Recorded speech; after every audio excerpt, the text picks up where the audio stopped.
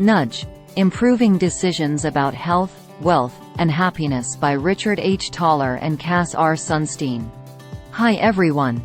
Today I am going to talk about the book, Nudge: Improving Decisions About Health, Wealth, and Happiness by Richard H. Thaler and Cass R. Sunstein. People and choices. People make choices all the time. They choose what to wear, what to eat, how to invest their money, and what candidates to support. However, while they often choose without coercion, they do not choose without influence. The context in which people make decisions influences them noticeably, and often deliberately. A nudge is any aspect of the choice architecture that alters people's behavior in a predictable way without forbidding options or significantly changing their economic incentives.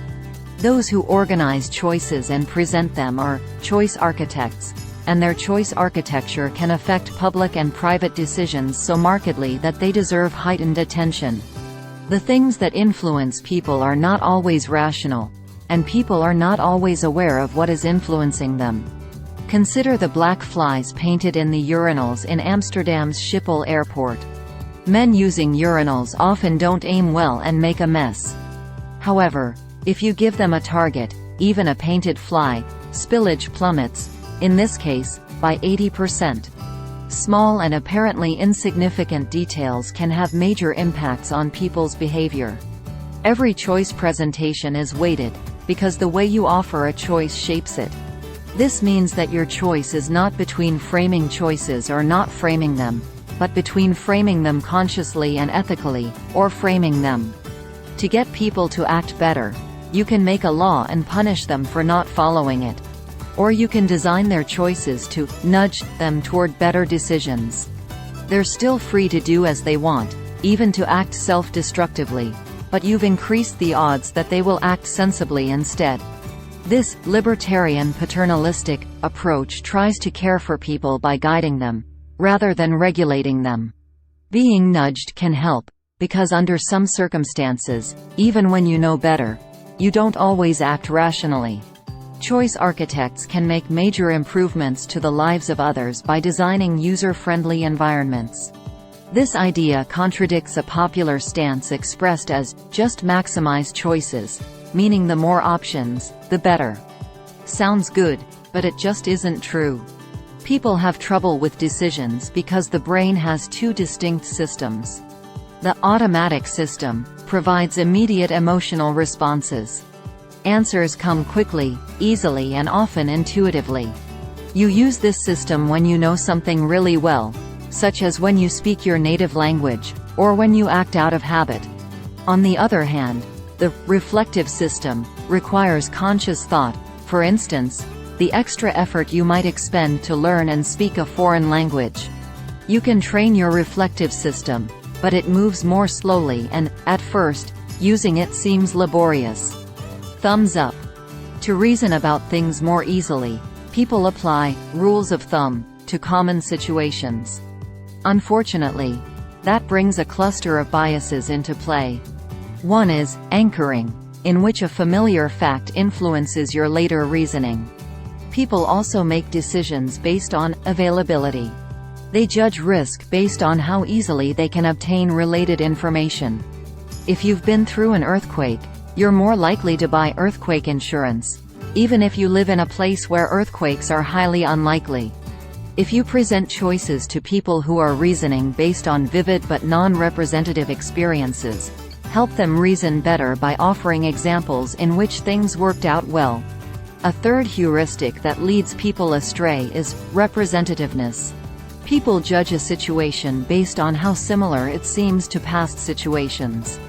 People who are guided by representativeness see patterns that aren't there, like gamblers who feel they are on a hot streak. A well-designed system expects its users to err and is as forgiving as possible. Human beings also tend to be overly optimistic. For instance, 90% of all drivers believe they have above-average skills. People also value gains and losses disproportionately. Once something is yours, you want to keep it. You don't want to sustain a loss.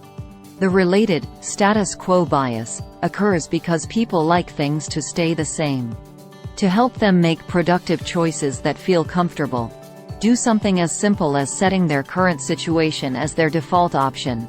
For example, when it is time to renew insurance plans, rather than asking them to evaluate all their alternatives anew each time. The downside of this bias is mindless behavior, based on inertia. For example, if you start eating and get distracted, say by a TV show, you'll probably keep eating on autopilot. To fight such tendencies, set up incentives that involve you emotionally, like a weight loss bet with a friend. Finally, people see things differently based on how an issue is framed. You are more likely to agree to an operation if you're told that 90 out of 100 people who had it are still alive 5 years later than if you're told that 10 out of 100 people die from it. Humans are easily nudged by other humans. Why? One reason is that we like to conform. Social influences also have a strong impact. You're more likely to do something if you see it done often or if your peers do it. The desire to go along with the social climate is so strong that it can change your perception of reality. You might really see an object differently if your peers insist it looks a certain way. This means that you can guide people to better behavior just by telling them what others are doing. You can also make an action more likely by priming it. That is, asking people how likely they are to do something, such as vote, makes them more likely to do it. People learn to make good decisions when they get many chances to try, when they receive clear feedback and when they can control their impulses. Dueling decisions. People need help to make decisions if the stakes are high, healthcare choices, if the situation is complex and rare, buying a house, or if human nature would lead them astray, saving money versus gambling. If the benefit is immediate, ice cream tastes good, but the risks or costs are delayed, your arteries will clog and you'll get fat. Getting advice about healthful choices can help.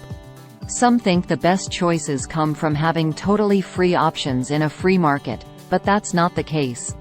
People make bad decisions if they believe bad data, lack key facts or are misled by someone with selfish financial interests. If choice architects want to shift behavior and to do so with a nudge, they might simply inform people about what other people are doing. Use choice architecture to design a path of least resistance that benefits people. The simplest way is to establish a default that is easy to use, automatic and uncomplicated. Assume that people will make mistakes, and design your system accordingly. Make it easy for people to correct their errors or change their minds. Ideally, the system should work even if people make minor but common mistakes. For example, ATM machine designers use this sort of choice architecture by requiring you to take back your credit card before the machine will spout cash. Design your system so people get feedback. Make it easy to understand. Recap, record, evaluate and compare alternative prices is a helpful tactic you can use to guide people who are making hard-to-compute decisions, like choosing among cell phone plans.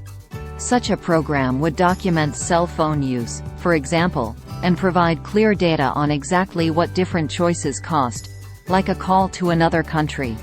Divide a complex decision into distinct elements or stages, and compare them by attributes. Price to price, speed to speed. Finally, offer incentives, such as rewards or savings, but be sure decision-makers can link the reward to the decision. Nudging people about money.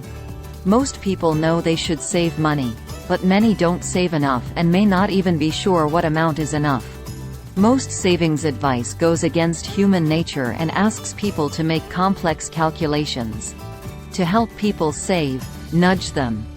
When it is time for employees to enroll in your firm's retirement plan, make signing up the default. People can choose not to sign up or can quit any time, but inertia and the status quo conspire to keep them from doing what's good for them. Try a Save More Tomorrow program that invites participants to commit themselves in advance to a series of savings account contribution increases as their wages rise. This approach recognizes that people fear loss, and may perceive savings as a loss of disposable income, so it links increases in their savings rate to parallel increases in their salaries. When people earn more, the company automatically deducts more in savings. They don't have to decide to save. Good choice architecture doesn't need to originate with a wonkish professor and a powerful computer algorithm. It can be the brainchild of a local school official or two. Even when people invest, human nature often leads them to invest in the wrong places at the wrong time. Nudging people about health. In the U.S., problematic changes in Medicare Part D demonstrated the role of choice architecture. This voluntary program was meant to help seniors pay for prescriptions. But the program tried to maximize choices and caused patients a lot of trouble. Even the most sophisticated investors can sometimes find the decision about how to invest their money daunting, and they resort to simple rules of thumb. Although rules of thumb can be very helpful, their use can also lead to systematic biases. When markets get more complicated, unsophisticated and uneducated shoppers will be especially disadvantaged by the complexity. Environmental dangers pose sweeping challenges, yet they are hard to correct because people don't see the relationship between their actions and the unwanted results. To nudge people to make better environmental decisions, clarify these links. Putting informative labels on food is a great start.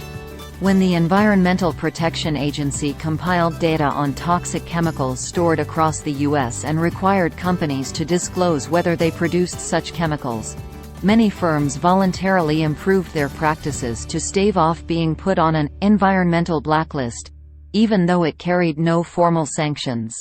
Nudging people about social issues.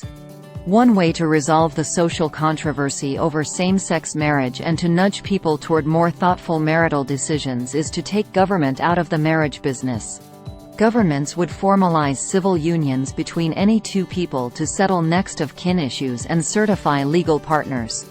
Individual organizations could take care of marriages and define them freely. If a church wanted to limit marriages to a man and a woman, it could. Any group could sanction marriage as it chose, creating a free market for marriage, rather than the existing government monopoly.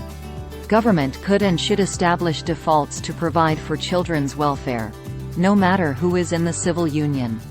Today's one-size-fits-all model of marriage nudges couples to take things for granted, and not to discuss what model really would work best for them. People need a nudge toward discussing things before making commitments. If incentives and nudges replace requirements and bans, government will be both smaller and more modest. So, to be clear, we are not for bigger government, just for better governance. School quality is another area that needs better choice architecture. School choice should be broadly available. To make it work better, school systems should publish clear, accessible information about school quality, test scores, nature of the facilities. Schools also should nudge students to go to college. Such a nudge can be as simple as requiring high school seniors to apply to at least one college before they can graduate, or teaching them the pragmatic benefits of attending college, such as higher income. Libertarian paternalists care about freedom. They are skeptical about approaches that prevent people from going their own way. Government action should be as transparent as possible.